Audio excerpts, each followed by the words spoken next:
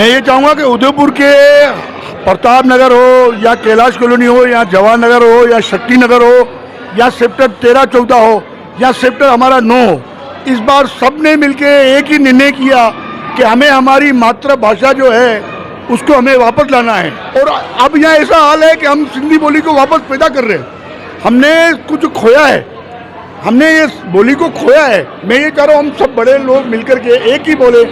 जात उदयपुर 16 जून को बलूचिस्तान भवन शक्ति नगर में भारतीय सिंधु सभा उदयपुर के तत्वाधान में सिंधी बाल संस्कार शिविर 2025 का समापन समारोह हुआ। भारतीय सिंधु सभा के प्रदेश संरक्षक सुरेश कटारिया ने बताया, इस समापन शिविर में सभी बच्चों ने अपनी सिंधी भाषा संस्कृति पर अलग अलग प्रोग्राम पेश किया और भारतीय सिंधु सभा प्रदेश द्वारा उदयपुर संभाग के प्रभारी प्रकाश फुलानी का शॉल और ऊपरना पहनाकर सम्मान किया गया। वहीं दूसरी ओर भारतीय सिंधु सभा के संभागीय प्रभारी प्रकाश फुलानी ने बताया कि उदयपुर के अलग अलग 10 जगह पर इस शिविर का शुभारंभ किया गया था, जिसका लगभग समापन हो चुका है। अंतिम ये समापन रखा गया जिसमें अलग अलग क्षेत्र के जो बच्चे थे उन्होंने इस मंच पर अपनी प्रस्तुति दी और ऐसे ही शिविर डूंगरपुर और बांसवाड़ा में भी लगाए गए हैं।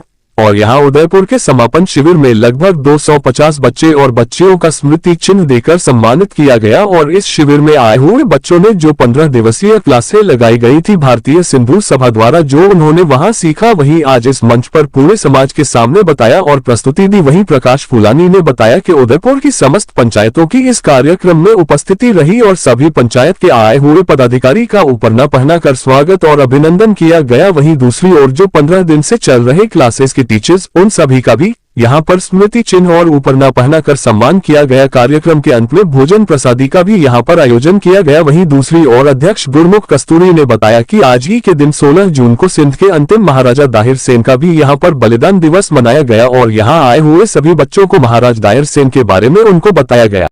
वहीं दूसरी ओर भारतीय सिंधु सभा युवा इकाई के अध्यक्ष विजय आहूजा ने बताया कि इस कार्यक्रम में उपस्थित रहे झूलेलाल सेवा समिति के अध्यक्ष प्रताप रायचुग, हिरन मंगवी सिंधी पंचायत के अध्यक्ष मुरली राजानी, शिकारपुर सिंधी पंचायत के अध्यक्ष सुखराम बालचंदानी, पूज्य खानपुर सिंधी पंचायत के अध्यक्ष किशन वाधवानी, सिंधी धर्मशाला एसोसिएशन के अध्यक्ष मनोहर गुरानी, सिंधी साहिती पंचायत के अध्यक्ष ओम प्रकाश आहूजा, सेक्टर 9 सिंधी पंचायत के अध्यक्ष प्रकाश रूपचंदानी, अशोक पाहुजा, सुरेश चावला, सुनील कालरा, गिरीश राजानी, हरीश चावला, राज साहनी, प्रदीप मैंधवानी, हेमंत गखरेजा, जयपाल साधवानी, ओमजी गुरानी, बसंत कैलाश नेबनानी, खान चंद मंगवानी, सुरेश असाननी, भगवान दास छाबड़ा, मुकेश खिलवानी, कमल तालरेजा के साथ कई गणमान्य लोग मौजूद रहे।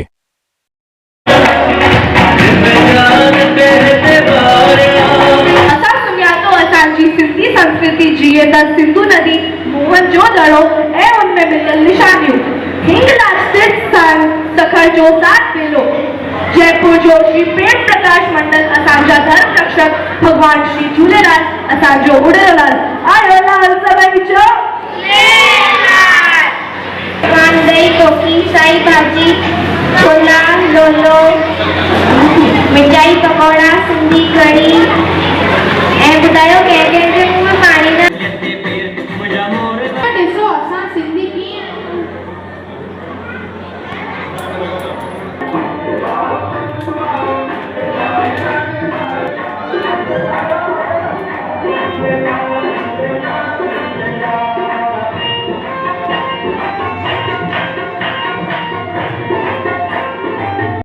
असांखे हमेशह सहयोग कंदा आहिनि, हिननि जो अभिनंदन स्वागत आहे। नीचे असांजा पंहिंजो असांजे विच में पूज्य शिकारपुर पंचायत जा मानवाड़ा मुखी सुखराम बालचंदानी बि आयल आहिनि, हुननि जो बि मां चवंदुमि गुरमुख स्वागत अभिनंदन कंदा।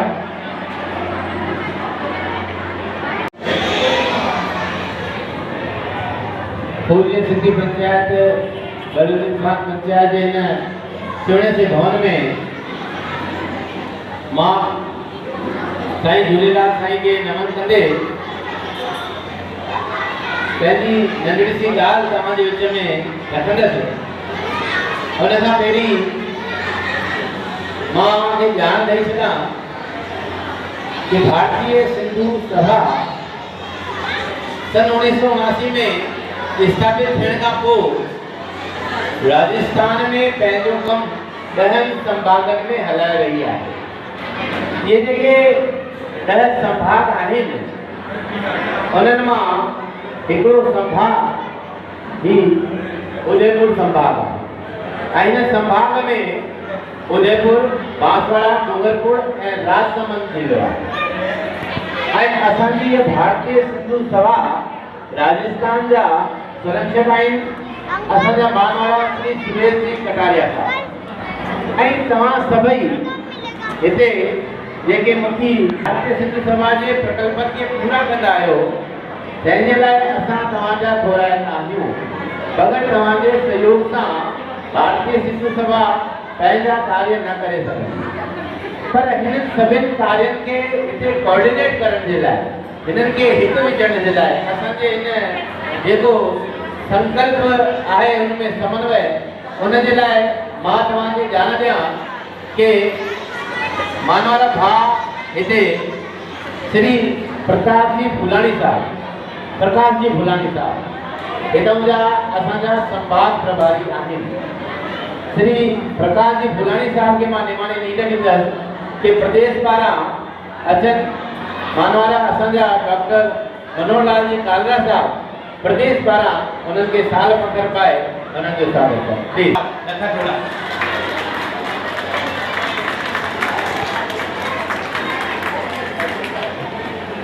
महिरबानी। किताबूं आहिनि ऐं हुन किताबुनि में जेकी ॻाल्हियूं लिखियल आहिनि उहो सिंधियत सां जुड़ियल ॻाल्हियूं आहिनि ऐं उहे सभु ॻाल्हियूं असां उन्हनि ॿारनि खे उन किताब जे मूजिबि सेखारींदासीं। समय मूजिबि अॼु असां वटि हिकिड़ो ॿियो ॾींहुं बि आहे जेको असांजे लाइ फ़ख्रु करण जो बि ॾींहुं आहे, पर हिन ॾींहं में असीं इहो ॾिसूं कि महाराजा दास सिंह जो अॼु बलिदान दिवस जेके सिंधी पंचायत अध्यक्ष आहिनि उन्हनि जे स्वागत लाइ मां ख़बर पंचायत जा अध्यक्ष सुनील जी कालरा असांजे विच में आया आहिनि, उन्हनि जे स्वागत जे लाइ मां निवेदन प्रकाश जी खे ओम जी गुरानी सुनील जी के भी पढ़ो पाए स्वागत करना।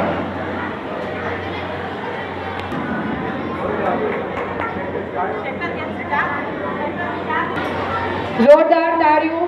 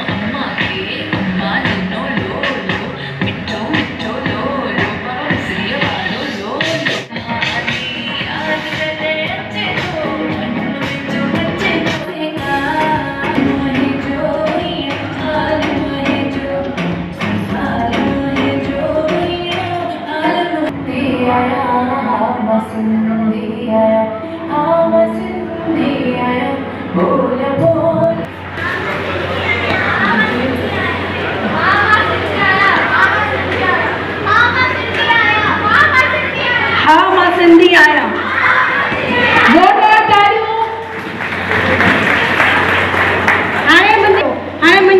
मुझी इच्छा है तो तव्हां सभी भी पंहिंजे सिंधीत्व जो मान वधाए करे 3 दफ़ा चओ हाँ सिंधी आया, हाँ सिंधी आया, हाँ सिंधी आया, हाँ सिंधी आया, जय सिंध।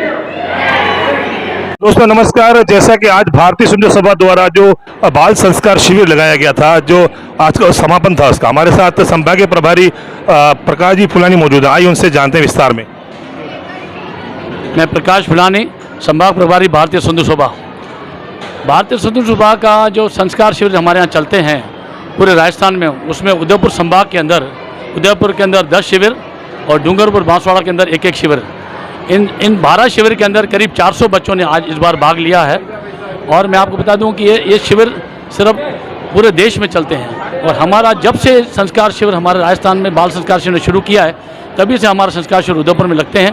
बहुत अच्छे नमूने से संस्कार शिविर आयोजित किए जाते हैं और संस्कार शिविर के तो हमारे पूरे संभाग का तो दायित्व मेरे पास है, लेकिन हमारे जो प्रदेश के संरक्षक हैं हमारे सुरेश जी कटारिया साहब, उनका इसके अंदर बहुत बड़ा रोल रहता है।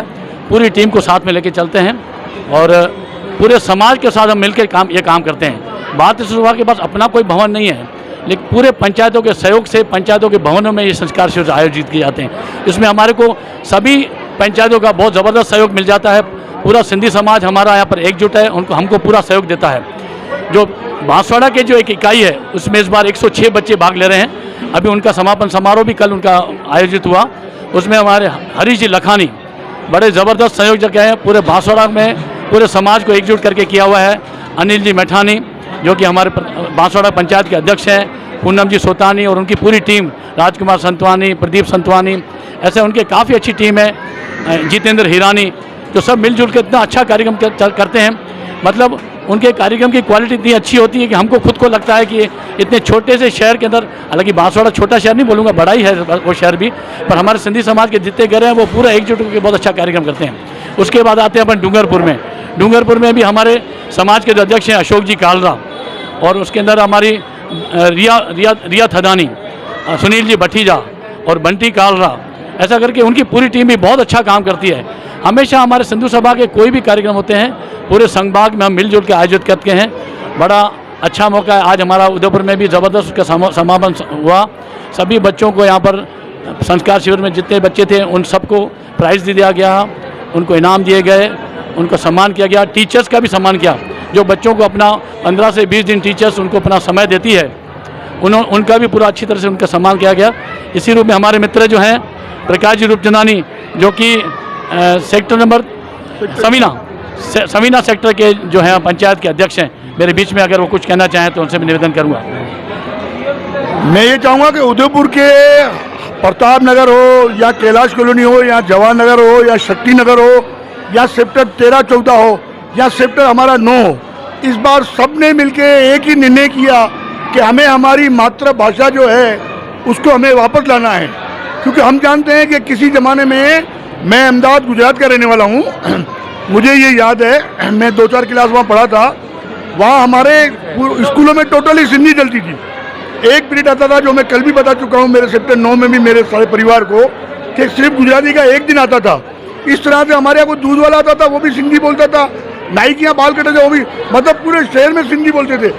और अब यहाँ ऐसा हाल है कि हम सिंधी बोली को वापस पैदा कर रहे हैं। हमने कुछ खोया है, हमने ये बोली को खोया है। मैं ये कह रहा हूँ हम सब बड़े लोग मिलकर के एक ही बोले। जहाँ इस बार जो बच्चों ने प्रोग्राम दिया है, मैं 12 साल से देख रहा हूँ, आप भाई साहब कोशिश कर रहे हैं, हमारे भाई साहब कोशिश कर रहे हैं, लेकिन इतना मज़ा नहीं है। इस बार जो बच्चों ने कोशिश किया, मुझे यूँ लग रहा है कि रुपए में से 40% तो हम ले आए। आज की तारीख में 40% बोली को ले आए, 40% जो भी। अभी मैं निवेदन करूंगा गुरमुख जी कस्तूरी, हमारे उदयपुर के महानगर अध्यक्ष, उस बारे में कुछ बात करेंगे।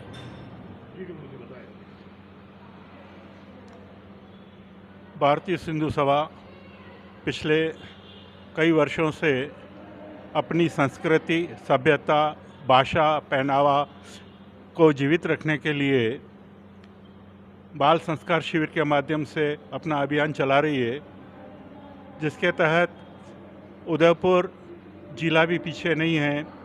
उदयपुर जिले के सभी पंचायतें, सभी युवा संगठन और मातृशक्ति विशेष रूप से पूर्ण रूप से सहयोग कर रही है। मातृशक्ति का इतना इसमें सहयोग है कि हर मोहल्ले के अंदर जो बहनें अपनी संस्कृति से वाकिफ़ है, वह छोटे बच्चों को ज्ञान दे रही है। उनको सिंधी भाषा के अंदर भजन, लाडे और सिंधी संस्कृति, सिंधी खान पान, सिंधी पहनावा इत्यादि सभी का ज्ञान दे रही है और उनको जागृत कर रही है। इस प्रकार से भारतीय सिंधु सभा के बैनर तले सभी पंचायतें अपनी भाषा को बचाने के लिए और अपनी सभ्यता को बचाने के लिए पूरा प्रयास कर रही है। अन्य किसी भी समाज को अपनी भाषा को जीवित रखने के लिए प्रयास करने की ज़रूरत नहीं रहती है, क्योंकि हर राज्य में अपनी अपनी भाषा है। आज गुजरात है तो उसके अंदर गुजराती भाषा को जीवित रखने की आवश्यकता नहीं है, क्योंकि वहाँ हर बात गुजराती में होती है। महाराष्ट्र में जाएंगे तो वहाँ सभी अपनी बात को मराठी में कहेंगे, मराठी में समझते हैं इसके लिए। और साउथ में चले जाएंगे, तमिलनाडु में जाएंगे तो तमिल भाषा का सभी उपयोग करते हैं। परंतु सिंधी समाज के साथ एक विडंबना रही, जब हिंदुस्तान आज़ाद हुआ और उसका विभाजन हुआ तो सिंध और बलूचिस्तान पाकिस्तान में चले गए। वहाँ से हमें को विस्थापित होकर के भारत या कहें कि पूरे विश्व में हर देश के अंदर सिंध के निवासी चले गए और जहाँ भी गए वो अपनी भाषा को साथ लेके गए। और इस भाषा को जीवित रखने के लिए प्रयास इसीलिए करना पड़ रहा है कि हमारे पास कोई राज्य नहीं है, हमारे पास ऐसी कोई जगह नहीं है कि जहाँ हमारी समाज ने अपना राज्य क्यों नहीं मांगा सरकार से? सिंधी समाज जिस समय विभाजन हुआ तो उस समय इस चीज़ का भी प्रस्ताव आया कि गुजरात के कच्छ वाला जो एरिया है वो सिंधी समाज को दिया जाए और सिंधी वहाँ पर ही रहें। परंतु उस समय के जो मुखिया थे या बड़े लोग थे उनका यह था कि हमें ऐसा कोई ज़रूरत नहीं है, हम पूरे देश के अंदर पूरे विश्व में के अंदर जिस प्रकार से आटे के अंदर नमक मिल जाता है और वो रोटी को स्वादिष्ट बनाता है, उसी प्रकार से सिंधी भी पूरे विश्व में पूरे भारत में जाएंगे और आटे में नमक की तरफ खप जाएंगे और उस सभी को खुशहाल करेंगे, सभी के साथ खुशियाँ बांटेंगे। ये विचारधारा रही थी। अब ये विचारधारा सही रही, परंतु अब जाकर के ऐसा लगता है कि नहीं, हमें अपना भाषा और अपना पहनावा सब चाहिए ही चाहिए। जब कभी भी कहीं ऐसी बात होती है, कोई ऐसी वार्ता चलती है, कोई ऐसा अधिवेशन होता है, हर समाज अपनी भाषा के लिए कार्यक्रम करते हैं, बढ़ चढ़ के कार्यक्रम करते हैं। परंतु हमें हमारा इतिहास बताने के लिए, इतिहास तो हमारा बहुत पुराना है, बहुत समृद्ध है। हमारी सिंधी भाषा विश्व में सबसे समृद्ध है, सबसे ज़्यादा अल्फ़ाबेट सिंधी भाषा के अंदर है। परंतु विडंबना ये कि हम कहीं एक जगह इकट्ठे नहीं हो पाए, सारे बिखर गए। तो इसके लिए हमें ये ज़रूरी होता है कि हम अपनी सिंधी भाषा, सभ्यता, संस्कृति को आने वाली पीढ़ी को सिखाएं ताकि वो भाषा हर समय जीवित रहे और आगे ईश्वर ने चाहा तो जैसा ईश्वर को मंजूर होगा वह। आज 16 जून महाराजा दाहिर सेन का 1313वां बलिदान दिवस है।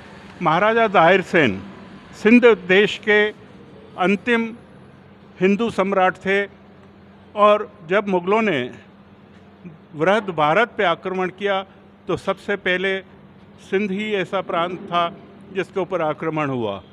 वहाँ पर महाराजा दाहिर सेन को धोखे से मारा गया, युद्ध करते हुए वीर गति को प्राप्त हुए और उनके पुत्र, उनका नाम मुझे याद नहीं है, उनकी मृत्यु के बाद उनकी दोनों बच्चियों को बंदी बना करके मुग़ल ले गए और उनका लड़का छुपता हुआ सब तरफ से घूमता हुआ सहायता के लिए सब तरफ गया पर उसको कहीं नहीं मिली। जब वो मेवाड़ आया तो मेवाड़ के अंदर किसी महाराजा के नहीं, बप्पा रावल जो एक ऐसे थे वो उनके अंदर अपने हिंदुत्व की ज्वाला धधक रही थी और उन्होंने उनको साथ देने के लिए प्रण किया और उन्होंने फिर धीरे धीरे वापस अपनी सेना बनाई और फिर वापस सिंध की तरफ बढ़े। वापस एक बार जा कर के सिंध में उन्होंने एक बार राज्य सिंहासन पर बैठे थे। इस तरह से महाराजा दाहिर सेन की धर्मपत्नी और उनकी बहुत सी नारियों ने भी जौहर किया था। जो अपन जौहर की बात करते हैं कि पूरे हिंदुस्तान के अंदर जब कभी भी कोई विदेशी आक्रमण करता था और वहाँ का राजा पराजित होता था और जब नारी शक्ति को लगता था कि अब हमारी आबरू खतरे में है तो वो जौहर करती थी। तो यह परंपरा सिंध में भी थी और पूरे भारत में थी। तो वहाँ भी ये जौहर वहाँ की मातृशक्ति ने किया था।